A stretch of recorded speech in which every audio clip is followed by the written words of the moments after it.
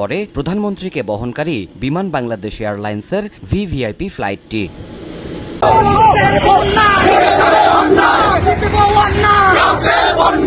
পল্লবী থেকে বিক্ষোভ মিছিল শুরু করেছে ঢাকা উত্তর আওয়ামী লীগ। সকালে রাজশাহী নগরীর 10টি পয়েন্টে অবস্থান কর্মসূচি শুরু করে মহানগর আওয়ামী লীগের নেতাকর্মীরা।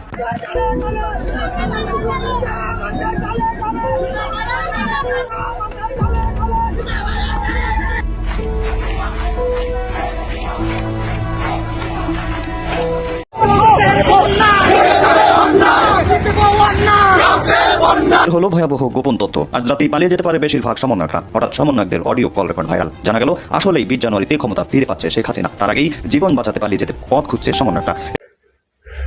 এই ভিডিওটা আপনি যখন দেখছেন তখন বাংলাদেশে 20 জানুয়ারি, আমেরিকায় তখনও 19 জানুয়ারি চলছে। কিন্তু অল্প কিছু সময় পরই সেখানে 20 জানুয়ারি হবে এবং আর কিছু ঘন্টা পর ট্রাম্প আনুষ্ঠানিকভাবে আমেরিকার প্রেসিডেন্ট হতে যাবে। পড়লো ট্রাম্পের বাংলাদেশ নিয়ে নতুন বার্তা। মার্কিন চিন্তা করতেছি আসলে বিষয়টা মুসলিমের বউর কথা থেকে বিষয়টা আমার কাছেও কিন্তু ফলপ্রসূ মনে হয়েছে। দেখেন, আওয়ামী লীগ চলে গেছে, এখন আগামী দিনের মানে খুব রিসেন্টলি সাম্প্রতিক সময় অথবা খুব অল্প সময়ের মধ্যে যে নির্বাচন হয়, তাহলে ক্ষমতার দৌড়ে বিএনপি এগিয়ে আছে। বিশ্লেষকরা আশঙ্কা করছেন ডক্টর মোহাম্মদ ইউনূস তিনি যদি নির্বাচনটাকে প্রলম্বিত করেন, মানে এটা 2 বছর, 2.5 বছর, 3 বছর, 1.5 বছর এই সময় পর্যন্ত যায়, তাহলে বিএনপি ক্ষমতায় যাবে না।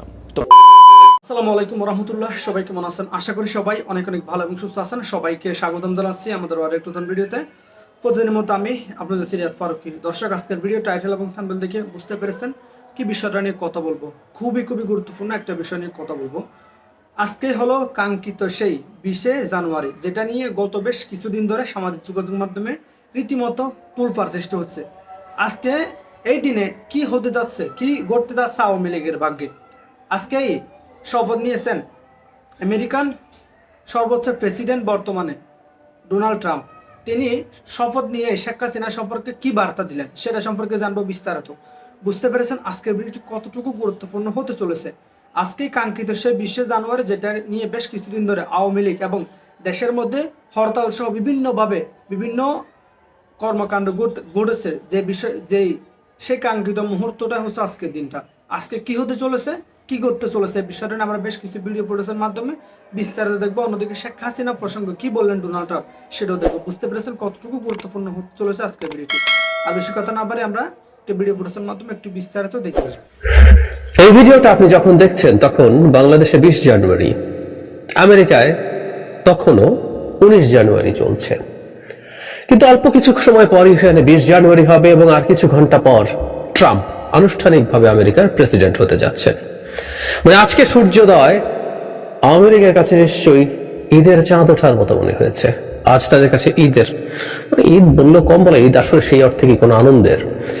একটা বয়সের পর মানুষের ঈদের আনন্দ কমে আসে, শিশুদের মতো ওই আনন্দ আর হয় না। তো শিশুরা ঈদের সময় যে আনন্দ পায় সেই আনন্দ আওয়ামী লীগের, বা তাতে তারা বহুগুণ বেশি আনন্দ তাদের ঘরে ঘরে। আজকে ট্রাম্প আসছেন, তাদের ত্রাতা, তাদের মেসিয়া ট্রাম্প আসছেন এবং তারা ট্রাম্পকে নিয়ে তাদের আদি পিতা মোদি সহ একসাথে ডক্টর ইউনূস সরকারকে ভীষণ ঝামেলায় ফেলবেন এবং এমন পরিস্থিতি তৈরি করবেন যে বাংলাদেশে তাকে আমাদের সরকারের পতন হবে এবং সেই গোলযোগ হবে। গোলযোগের মধ্যে চট করে তাদের আপা দেশে চলে আসবেন, এসে ক্ষমতা নেবেন। নানা রকম স্পেকুলেশন, এতটুকু না হলেও অ্যাটলিস্ট ডক্টর ইউনূসের পতন হবে এবং ভবিষ্যতে যে সরকার নির্বাচিত হবে, যদি নির্বাচন হয়, তাহলে সেই সরকারও টিকে থাকতে পারবে না, কারণ ট্রাম্প মোদিকে একেবারে একটা ব্ল্যাঙ্ক চেক দিয়ে দেবে বাংলাদেশে যা ইচ্ছে তাই করার জন্য। অনেকেই ভাবছেন, আবার কেউ কেউ ভাবছেন পরিস্থিতি এতটাই ঘোলাটে করা যাবে ভারতের পক্ষে কোনো একজন সেনানায়ক বাংলাদেশে সামরিক অভ্যুত্থান ঘটিয়ে দেবেন এবং ক্ষমতা দখল করবেন, ভারতের পারপাস সার্ভ করবেন। ধীরে ধীরে ভারত এখানে আওয়ামী লীগকে ভিন্ন কোনো নামে অন্য কোনো ব্যক্তিকে বা যে কেউকে এনে শেখ হাসিনার মতো একটা স্লেভ বানাবেন। এরকম নানান খোয়াব তারা দেখছেন। পরে তারা ঈদের আনন্দ নিয়ে জেগে উঠেছেন। আজকে এটা একটু কথা বলতে চাই, আসলে সংকটটা কেমন আগেও বলেছি, আজকে আরেকটু বলা দরকার, কারণ আজ সেই ঐতিহাসিক দিন। আমরা ছোটবেলায় মাইকিং শুনতাম, যেটা সামনে হচ্ছে সেই জনসভা ঐতিহাসিক। সো এটা একটা ঐতিহাসিক শপথ গ্রহণ হতে যাচ্ছে। এটা যে ঈদের ব্যাপার, তার মানে এটা একটা প্রমাণ আছে। আওয়ামী লীগের এক মন্ত্রী, ভারতের সবচেয়ে ক্লোজ মন্ত্রী বলে, সবচেয়ে না হলে অন্তত সবচেয়ে ক্লোজদের একজন বলে মনে করা হয়, শিক্ষামন্ত্রী নওফেল ভারতের দ্য হিন্দুর সাথে একটা ইন্টারভিউ দিয়েছেন এবং একটা খুবই প্রেস্টিজিয়াস, খুবই মানে মেইন স্ট্রিমের মধ্যে সবচেয়ে প্রেস্টিজিয়াস পত্রিকা হিসাবেই এটাকে ধরা হয়। তার সাথে তিনি যেসব কথা বলেছেন, তিনি তার আনন্দ চেপে রাখতে পারছিলেন না। এবং তাদের আনন্দ মানে তো আমাদের ভয় পাওয়া উচিত। তাদের ঘরে ঘরে যেমন আনন্দ, আমাদের ঘরে ঘরে ভীতি ছড়িয়ে পড়ার কথা। আমাদের কি ভয় পাওয়া উচিত হবে, বা আমাদের কি করা উচিত হবে? আগে নওফেল কি বলেছেন সেটা একটু দেখি। এটার হেডলাইনেই বলা হচ্ছে যে বাংলাদেশের ফিউচার ডিপেন্ড করছে বাংলাদেশে ইউনূস সরকারের প্রতি ট্রাম্পের অ্যাটিটিউড কিরকম সেটার উপরে। এখানে মানে ওনার মূল যে যুক্তি, ইন্টারেস্টিংলি ডক্টর ইউনূস হিলারি ক্লিন্টনের ক্যাম্পেইনে ফান্ডিং করেছেন, সেটা নিয়ে ডক্টর ইউনূসের এই স্টেপটা নিয়ে ট্রাম্পের খুবই বিরক্তি আছে, এরকম কথাবার্তা বলা হচ্ছে। ইনফ্যাক্ট ট্রাম্প যখন নির্বাচিত হয়েছিলেন তখন মানে ভারতের প্রায় সব মিডিয়া এই খবরটাকে ফলাও করে ঘটা করে করেছেন। মানে এখানে যেটা বলা হয় যে আমি খুঁজতে গিয়ে পেলাম, সেখানে হচ্ছে যে 2016 সালে তিনি ফান্ড করেছিলেন এবং ডক্টর ইউনূস তখন খুবই টাফ কথা বলেছেন। ডক্টর ইউনূস এভাবে বলেছেন যে এটা তাকে এতটাই আঘাত করেছে যে আমি আজ সকালে ঠিকমতো কথাই বলতে পারিনি, আমার সব শক্তি চলে গেছে, শেষ হয়ে গেছে। এটা উনি পাবলিকলি এগুলো বলেছেন। তারপরে বলা হচ্ছে যে প্রচুর, এটাকে উনি অন্ধকারের সাথে তুলনা করেছেন, এর মধ্যে কালো মেঘে ঢেকে গেছে, এগুলো থেকে বেরিয়ে আসতে হবে, এগুলো বলেছেন। তার চাইতে জরুরি কথা বলা হচ্ছে, একই বছর একটা ডেলিগেশন নাকি বাংলাদেশ থেকে গিয়েছিল ট্রাম্পের কাছে। তখন নাকি ট্রাম্প বলেছেন, আমি ইংরেজিতে হুবহু পড়ি, "Where is the microfinance guy from Dhaka? I heard he donated to see me lose." Trump reportedly, মানে এটা ধারণা করা হচ্ছে বা বলা হচ্ছে।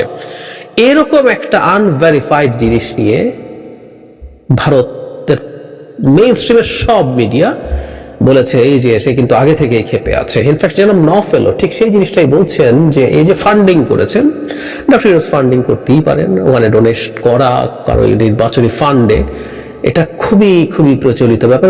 লুকোছাপার কিছু নেই, এগুলো প্রকাশ্যেই হয়। ডক্টর ইউনূসের সাথে ওই পরিবারের মানে যারা ক্লিন্টন এবং তার ওয়াইফের দীর্ঘকালীন ব্যক্তিগত সম্পর্ক আছে। তো তার ইলেকট্রাল ফান্ডে উনি টাকা দেবেন, এটা কোনো ক্রাইমের কিছু না। কিন্তু এটা বলছে যে সেই রকম, এবং নওফেল যোগ করছেন যে ডোনাল্ড ট্রাম্পের ফার্স্ট টার্মকে এক্লিপস মানে অমাবস্যার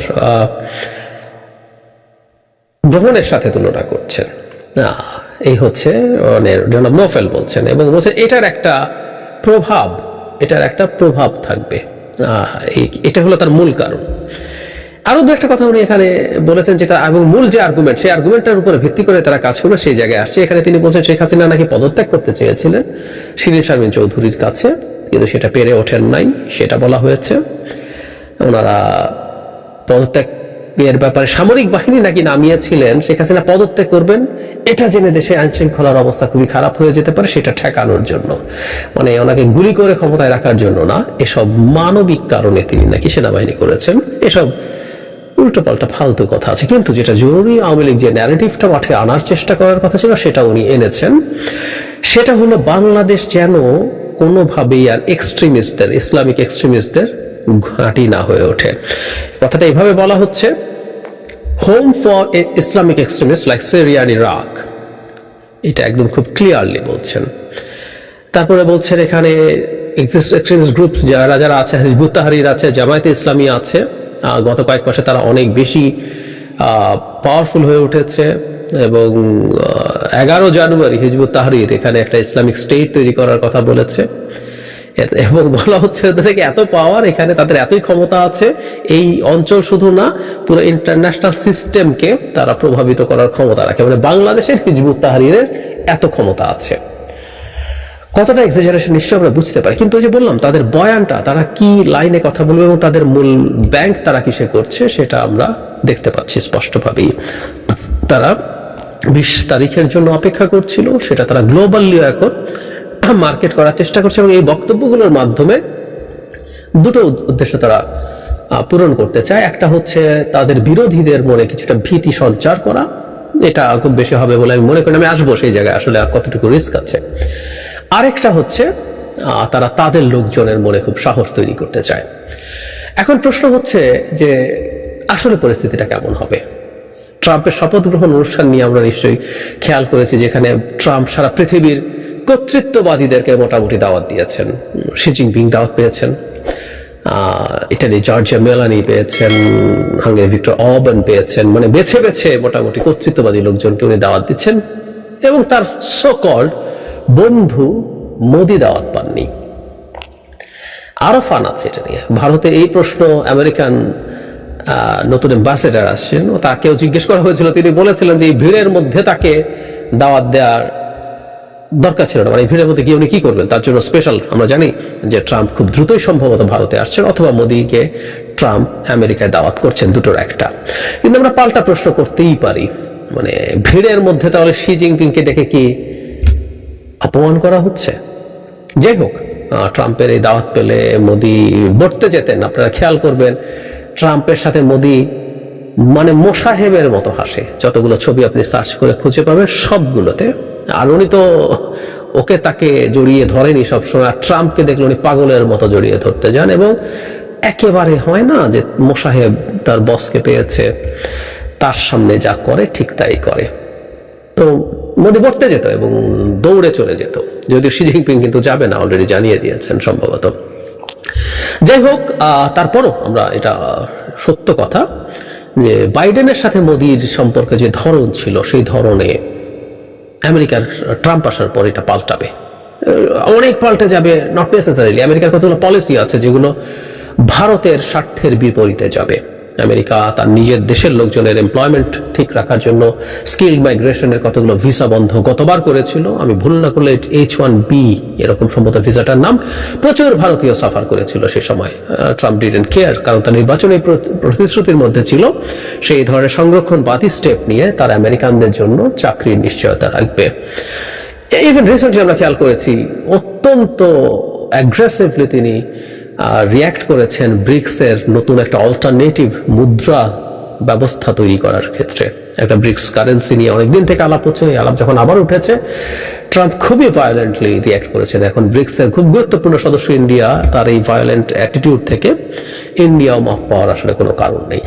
সো ট্রাম্প আমেরিকাকে যেভাবে চালাতে চান তাতে ইন্ডিয়ার সাথে স্বার্থের বেশ কিছু সংঘাত আছে, কোনো সন্দেহ নাই। কিন্তু একই সাথে এটাও সত্য, ট্রাম্পের সাথে মোদির এক ধরনের আন্ডারস্ট্যান্ডিং, বন্ধুত্ব বলি বা আন্ডারস্ট্যান্ডিং বলি, যাই বলি কিনা, সেটা আছে, এটা ভুল নয়। এবং এখানে একটু মনে রাখা দরকার, বেনিয়ামিন নেতানিয়াহু যে ক্ষমতায় আছে, ট্রাম্পের সাথে তার ব্যক্তিগত সম্পর্ক বেশ ভালো এবং বিশেষ করে ট্রাম্পের মেয়ের জামাই সূত্রে যথেষ্ট ভালো সম্পর্ক ইসরায়েলের সাথে আছে। এবং এই নেতানিয়াহুর সাথে আবার মোদির খাতির, সবকিছু মিলে মোদি একটা বেটার জায়গা আগের তুলনায় পাবেন। যদি এর মধ্যে আমেরিকার অনেকগুলো প্রতিষ্ঠান মোদি বিশেষ করে আদানির উপরে নানান রকম অ্যাটাক করেছে, এগুলোকে আমরা এভাবে ধরতে পারি যে এগুলো সবগুলো বাইডেনের সময়কালের ঘটনা, এগুলো কমে আসতে পারে। সো তাদের আন্ডারস্ট্যান্ডিং একটু বেটার হতে পারে। এখন বাংলাদেশে আসলে আওয়ামী লীগের খুশি হওয়ার কি অনেক কারণ আছে। আমি আগেও বলেছি, আবারও বলি, সেটা হচ্ছে একেবারে কোনো প্রভাব পড়বে না কেউ কেউ বলেন, এটা ভুল। এটা ভুল, কারণ তারা বলতে চান যে আমেরিকার ওভারঅল ফরেন পলিসি একই থাকে। কিন্তু আই রিপিট, আমার আগের ভিডিওগুলোতে বলেছিলাম, সেটা হলো আমেরিকার ফরেন পলিসি একই থাকে, এই কথাটা ট্রাম্পের ক্ষেত্রে সত্য না। আপনারা যে কেউ তার প্রিভিয়াস টেনিওরটা দেখে নেবেন যে আমেরিকাকে উনি কতগুলো গ্লোবাল পজিশন থেকে সরিয়ে নিয়ে এসছেন, অনেকগুলো। রীতিমতো একটা কলামও লিখেছিলাম তখন। সো ট্রাম্পের নিজস্ব একটা চিন্তার জায়গা আছে। সুতরাং বাংলাদেশের ক্ষেত্রে ট্রাম্প আসলে মনোযোগী হয়ে উঠবেন যদি তিনি মনে করেন তার ওভারঅল পলিসি, বিশেষ করে চায়নার সাথে তার যে পলিসি, সেই ক্ষেত্রে বাংলাদেশ কোথাও যদি রোল প্লে করে, সেই ক্ষেত্রে বাংলাদেশ তার ব্যক্তিগত মনোযোগের জায়গায় থাকবে, আদারওয়াইজ আসলে থাকবে না।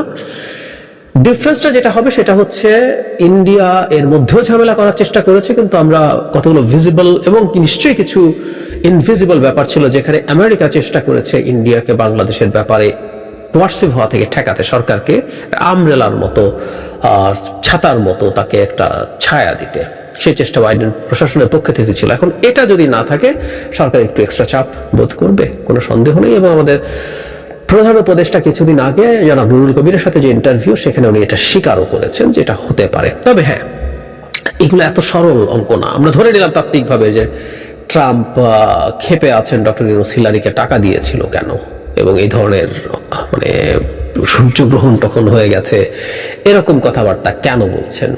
এবং ট্রাম্পের মতো একজন প্রায় উন্মাদ মানুষ, উন্মাদ কোট আনকোট, তারও একটা ঢং আছে, তারও বেশ কিছু মানুষ তার ন্যারেটিভের সাথে কানেক্টেড হয়।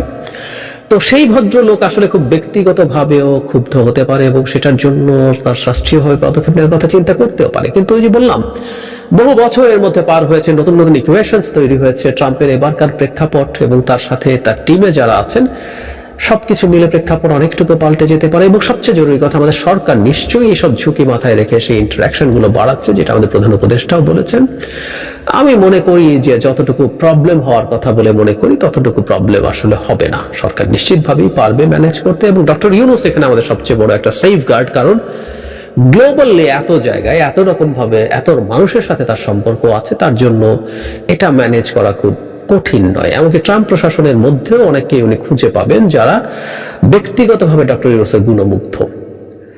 বটম লাইন, আওয়ামী লীগের ঈদের আনন্দ হচ্ছে হোক, তারা একটু আনন্দ নিয়ে বেঁচে টেচে থাকুক, একটু আশা দেখুক, কিন্তু ওদের অত আশার কিছু আসলে নেই। তবে আমাদের সরকারকে, এই সরকার এবং ভবিষ্যতের সরকারও যারা নির্বাচিত হয়ে আসবেন, সতর্ক থাকতে হবে এবং মনে রাখতে হবে যে ট্রাম্প তার গ্লোবাল পজিশন থেকে যতই সরে যাক না কেন, ট্রাম্পের বা আমেরিকার, আমরা এইভাবে যদি বলি, বাংলাদেশে তার Jio political and other interest আছে, এই জিনিসটা তার সামনে রিভিলড হতে হবে। এই লোক পাড় ব্যবসায়ী, সে যদি মনে করে যে এগুলো এখানে হবে, সুতরাং তখন সে তার স্বার্থে, তার রাষ্ট্রের স্বার্থে, তার ব্যক্তি স্বার্থে সে এখানে মনোযোগী হয়ে উঠবে। কেউ কেউ বলবেন যে আমরা স্বাধীন সার্বভৌম দেশ, ওই দেশ কি ভাবলো, সেই দেশ কি ভাবলো, সেটা নিয়ে আমরা মাথা কেন ঘামাবো। বহুবার বলেছি, আবারও বলি, আমার রীতিমতো একটা আলাদা চ্যানেল ছিল, বলবো, অনেকদিন ওখানে ভিডিও দেওয়া হচ্ছে না, টেক অন জিও পলিটিক্স। সেখানে এই কথাগুলো বলি অনেক বেশি। সেটা হলো গ্লোবাল সিস্টেম এভাবেই কাজ করে, ওয়ার্ল্ড অর্ডার এভাবেই কাজ করে। একটা নির্বাচিত সরকার হলে সে বেটার নেগোশিয়েট করতে পারে, সে বেটার প্রেশার কমব্যাট করতে পারে, কিন্তু দিনের শেষে এই ফ্যাক্টরগুলোকে মাথায় নিতে হয়। এটা এভাবেই পৃথিবী চলে। হাসিনার কথা মনে পড়লো ট্রাম্পের। বাংলাদেশ নিয়ে নতুন বার্তা। মার্কিন প্রেসিডেন্ট বাইডেন সরকারের বাংলাদেশ নীতির প্রধান পরিকল্পনাকারী হিসেবে পরিচিত মার্শা বার্নিকাটকে বিদেশ দপ্তরের পদ ছাড়ার নির্দেশ দিয়ে আমেরিকার নতুন প্রেসিডেন্ট ডোনাল্ড ট্রাম্প বিশেষ বার্তা দিয়েছেন বলে মনে করছেন কূটনীতিকদের একাংশ। সরকারিভাবে স্বীকার না করলেও অনেকেরই ধারণা, বাংলাদেশে শেখ হাসিনা সরকারকে উচ্ছেদ করা হয়েছে যুক্তরাষ্ট্রের সুনির্দিষ্ট পরিকল্পনা অনুসারে। এই পরিকল্পনা শুরু হয়েছিল বার্নিকাট ঢাকায় আমেরিকার রাষ্ট্রদূত থাকার সময়েই। বর্তমানে তিনি আমেরিকার বিদেশ দপ্তরের ডিরেক্টর জেনারেল। এদিকে ডোনাল্ড ট্রাম্পের প্রেসিডেন্ট হিসেবে শপথ নেওয়ার আগেই বার্নিকাট সহ যুক্তরাষ্ট্রের বিদেশ দপ্তরের গুরুত্বপূর্ণ 3 কর্তাকে ইস্তফা দিতে বলেছে ট্রাম্পের শিবির। এই 3 কর্তাই পেশাদার কূটনীতিক, রিপাবলিকান ও ডেমোক্র্যাট দুই আমলেই দায়িত্বে থেকেছেন। তাদের বদলে পছন্দের রাজনৈতিক লোককে বসাতেই সম্ভবত এদের সরে যেতে বলা হয়েছে। কিন্তু বার্নিকাটকে সরানোর সিদ্ধান্তে ট্রাম্প শিবিরের বার্তা হিসেবে দেখছেন ভারত ও আওয়ামী শিবির। এর আগে শুভেচ্ছা বার্তায় ট্রাম্প বাংলাদেশে ইউনূসের অন্তর্বর্তী সরকারের আমলে সংখ্যালঘুদের উপরে নির্যাতনের নিন্দা করেন। তাই শপথ নেওয়ার কয়েকদিন আগে বাংলাদেশ নীতির প্রধান পরিকল্পনাকারীকে সরিয়ে দেওয়ার সিদ্ধান্ত ইঙ্গিতবাহী বলে মনে করা হচ্ছে। এ নিয়ে আলোচনারও শেষ নেই। এ নিয়ে আনন্দবাজারে প্রকাশিত প্রতিবেদনে বলা হয়েছে, বাংলাদেশের অন্তর্বর্তী সরকারের প্রধান উপদেষ্টা ইউনূসের সঙ্গে ট্রাম্পের বিশেষ পরিচিতি দ্বিপাক্ষিক সম্পর্কে কি প্রভাব ফেলে তা নিয়েও হাজার কৌতূহল। গতবার ট্রাম্প জেতার পরে বাংলাদেশি বংশোদ্ভূত একদল আমেরিকান নাগরিক তাকে অভিনন্দন জানাতে গিয়েছিলেন। ট্রাম্প তাদের কাছে ইউনূসের খোঁজ করে বলেন, আমাকে হারানোর জন্য ডেমোক্র্যাটদের তহবিলে মোটা চাঁদা দেওয়া ওই ক্ষুদ্র ঋণ ব্যবসায়ী কোথায়? ইউনূস এখন বাংলাদেশের সরকার প্রধান। সোহেল মাহমুদ, দৈনিক নতুন সময়, ঢাকা। শুরু করবো, কিন্তু আমি চিন্তা করতেছি আসলে বিষয়টা মুসলিম ভাইয়ের বউয়ের কথা থেকে বিষয়টা আমার কাছেও কিন্তু ফলপ্রসূ মনে হয়েছে। দেখেন, আওয়ামী লীগ চলে গেছে, এখন আগামী দিনের মানে খুব রিসেন্টলি সাম্প্রতিক সময় অথবা খুব অল্প সময়ের মধ্যে যে নির্বাচন হয়, তাহলে ক্ষমতার দৌড়ে বিএনপি এগিয়ে আছে। বিশ্লেষকরা আশঙ্কা করছেন ডক্টর মোহাম্মদ ইউনূস তিনি যদি নির্বাচনটাকে প্রলম্বিত করেন, মানে এটা 2 বছর, 2.5 বছর, 3 বছর, 1.5 বছর এই সময় পর্যন্ত যায়, তাহলে বিএনপি ক্ষমতায় যাবে না। তো প্রশ্ন হচ্ছে, বিএনপি কেন ক্ষমতায় যাবে না? শেখ হাসিনা বাংলাদেশকে একটা জিনিস দিয়ে গেছে, আর এই জিনিসটা আগামীতে যতগুলা রাজনৈতিক সরকার আসবে, যতগুলা দল আসবে, সেই আগের দিনের মতন পরিচ্ছন্ন ইমেজ ধরে রাখতে পারবে না, বিপদে পড়বে। শেখ হাসিনা একটা সিস্টেম দিয়ে গেছেন, তবে এই সিস্টেমটা তার করা না, প্রযুক্তির করা। জিনিসটা কি? মিডিয়া, নাম কি? Social media platform, internet, TikTok, WhatsApp, YouTube, Facebook, যে লাইনেই আমরা ব্যবহারকারী আছি। আওয়ামী লীগ সরকারকে একটা জিনিস ফেস করতে হয়েছে, মাঠের রাজনীতি থেকে সোশ্যাল মিডিয়ার রাজনীতি। আর আমাদের জনমনে একটা জিনিস এখন যেটা হয়েছে যে মূলধারার গণমাধ্যম যা বলে প্রত্যেক সরকার কর্তৃক এরা প্রভাবিত হয়, সরকারের তেলবাজি করে, সরকারের মানে কি বলে যে অন্যায় অপরাধগুলোকে তারা কাউন্টার করে, প্রকাশ করে না, সেগুলা মিডিয়া কন্ট্রোলিং হয়, তাই না? এটা আমরা বরাবরই দেখেছি বা এটাই বাস্তব। তো সোশ্যাল মিডিয়ার প্রতি মানুষের বিশ্বাসের জায়গাটা তৈরি হয়ে গেছে, আর মুহূর্তের মধ্যে যে কোনো একটা খবর মুহূর্তের মধ্যে ভাইরাল হয়ে যাচ্ছে, আসল সত্যটা মানুষ জেনে যাচ্ছে। এর আগে বিএনপি যখন রাষ্ট্র ক্ষমতায় ছিল তখন এই মিডিয়া প্ল্যাটফর্মে সোশ্যাল মিডিয়া পায় নাই। তো যার কারণে ওই যে বরাবরই বলি, সিলেটের কোন এক বদরুল তার প্রেমিকা খাদিজাকে কোপাইছিল, মুহূর্তের মধ্যে সোশ্যাল মিডিয়াতে আসলো, সারা বাংলাদেশ দেখলো ছাত্রলীগ কত খারাপ। কিন্তু বদরুল কোপাইছে ব্যক্তি ইস্যুতে, নাম হয়েছে ছাত্রলীগের, কারণ সে ছাত্রলীগের কর্মী। মুহূর্তের মধ্যে ছাত্রলীগের প্রতি মানুষের ঘৃণা, একটা দুইটা বিশ্বজিৎকে কোপানোর ঘটনা, মুহূর্তের মধ্যে মানুষ দৃশ্যগুলো দেখছে। একটা কথা আছে, যো দিকতা হে ও বিকতা হে। আমি আপনাদের কয়েকটি স্ক্রিনশট দিয়েছি, তাই না? আমি চাইলে প্রতিদিন এরকম 200-250 স্ক্রিনশট নিতে পারি। জাস্ট বাংলাদেশে বিএনপির বর্তমান প্রেক্ষাপটটা কি চলছে, কি পরিমাণ দৌরাত্ম্য, লুটপাট, চাঁদাবাজি করছে। তারেক রহমান বিষয়টাকে অনুধাবন করছেন লন্ডন থেকে, বলছেন যে তোমরা যদি ভুল করো 5ই আগস্টের মতন মানুষ দেনা পাওনা বুঝাই দিবে। বুঝতে পারছেন? আমরা যখন কথা বলছি, একদম 5% যারা বিএনপির লুটপাটকারীরা আছেন তারা আমাদের এই কথাগুলোতে গোসা হবেন, কিন্তু যারা পরিচ্ছন্ন রাজনীতি করেন, আওয়ামী লীগের এমন পরিণতি দেখেও যারা শিক্ষা গ্রহণ করছেন না, আওয়ামী লীগের মধ্যেও ঠিক এরকম 5% থেকে একসময় এটা 50% হয়ে গেছিল। বিএনপির মধ্যে এই যে এখন 5% লুটপাটকারী আছে, মুহূর্তের মধ্যেই এরা তাদের নিজের দলের নেতাকর্মীদের কাছেও এরা বিরক্তির কারণ হয়ে গেছে, টেনশনে আছে যে দল ক্ষমতায় আসলে এদের দ্বারা তো ভাই এলাকা থাকা যাবে না। তারেক রহমান এটাই বলছেন বারবার যে খুবই সাবধান, আগামী নির্বাচনটা খুবই কঠিন হবে, এখানে প্রযুক্তিকে আপনাকে ক্রস করতে হবে। এই যে নিউজগুলো চলে আসতেছে মুহূর্তের মধ্যে, তো এই মিডিয়া প্ল্যাটফর্মটা শেখ হাসিনা তৈরি করে রেখে গেছেন, মানে নিজে করছেন বিষয়টা আমি ওটা বুঝতে চাচ্ছি না, যে তার যুগে এসে ইন্টারনেট প্রযুক্তি এতটা ডেভেলপ হয়ে গেছে যে আওয়ামী লীগের জন্য এটা নিজের গলার কাটা হয়ে গেছিল। তো এই গলার কাটাতে আওয়ামী লীগ সরকারের পতন হয়েছে। মিডিয়া, সোশ্যাল মিডিয়া, যেমন এই জুলাই আগস্টে যে ঘটনাগুলো আমাকে আপনাকে নাড়া দিয়েছে, আমরা প্রোফাইল পিকচার চেঞ্জ করতে বাধ্য হয়েছি। কেন? চোখের সামনে পুলিশের ব্রুটালিটি দেখেছি, চোখের সামনে এই সরকারের বিভিন্ন অন্যায় আমরা দেখেছি, মোবাইলে ধারণকৃত বিভিন্ন ফুটেজ দেখেছি, প্রত্যেকটা মানুষের অন্তরের মধ্যে টাচ করে গেছে ভাই, যার কারণে ওই ছাত্রদের ডাকডোক এগুলো না, মানুষ এই অন্যায়গুলোকে মাইনা নিতে পারতেছিল না, কেউ কি हमने দেখা হয়। তো এখন যে বিএনপি করতেছে এটা আমরা দেখতেছি না, দেখতেছি। তো এই দেখা যদি লম্বা সময় থাকে, লম্বা সময়, এই যে ধরেন আওয়ামী লীগের নেতা ভাইবা জামাতের নেতার মাস্টার্স লুট করে লয়ে গেছে গা, কোথায় ঘটছে ঘটনা? আমি আপনি বৈশা দেশে বিদেশে খবরটা পাইতাম, টেলিভিশনে আসছে, নিউজ পোর্টালে আসছে, আর আমরা যারা নিউজ করি আমরা ওটাকে সামনে আনছি, আপনি দেখতে পাইলেন। লুটপাটের ঘটনা দেখতেছেন তো কি পরিমাণ। আমি জাস্ট আজকে ছোট্ট কয়েকটি স্ক্রিনশট দিয়েছি। তো এগুলো দেখে বিএনপির প্রতি মানুষের কি হচ্ছে, নেগেটিভিটি হচ্ছে। কিন্তু আপনি বিএনপির হাই কমান্ডের পলিটিক্সটা দেখেন, তারেক রহমান দীর্ঘদিন দেশের বাহিরে ছিলেন, তিনি কিন্তু আপনি দেশের ভিতরে থেকে এটা বুঝবেন না, আমরা যারা দলকানা চশমা লাগাই তারা বুঝি না, কিন্তু যারা দলটাকে চালায়, হাই কমান্ড, তারা কিন্তু বোঝে যে এগুলাতে মানুষ যে কোন লেভেলে যাবে। মানুষ কেন আওয়ামী লীগের প্রতি আস্তে আস্তে বিষাই গেছিল। তো একই পথে বিভিন্ন ভাবে যখন এইসব ঘটনা হচ্ছে, ওই কোন এক প্রত্যন্ত অঞ্চলে একটা লোক একটা ঘটনা করছে, একজনের মাছের ঘের থেকে জাল মেরা মাছ তুলে নিয়ে আসছে, পত্রিকার সাথে সাথে নিউজ, জামাত নেতার মাছ লুট করলো কে? বিএনপি কর্মীরা। দলের নাম চলে আসছে, অমুকের ভূত তমুকের কে চিনে? বিএনপি নাম দিলেই চিনে। এটাই তো বাস্তব। এগুলাতে মানুষের মন বিষাই যাবে।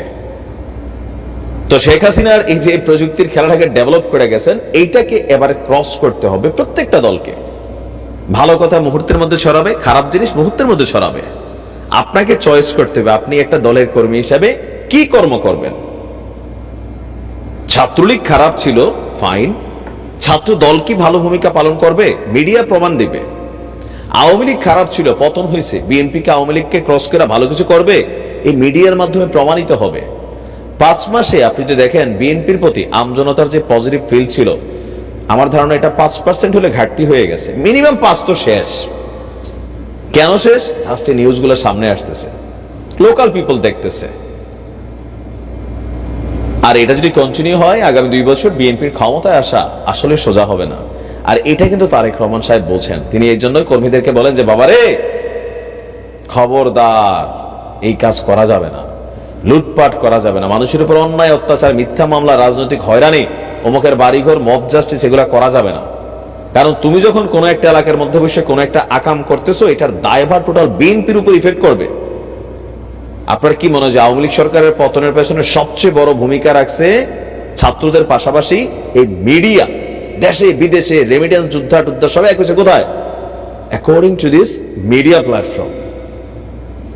শেখ হাসিনার এই প্রযুক্তি যেটা তিনি ডেভেলপ করে ফেলছিলেন, দেশে খুব হাই পর্যায়ে নিয়েছিলেন, এখন এটাকে প্রত্যেকটা সরকার ফেস করতে হবে। আগের দিনের মতন নাই যে কোনো একটা ঘটনা হয়েছে সাংবাদিকরা ডাকায় আই এটা নিউজ করো না।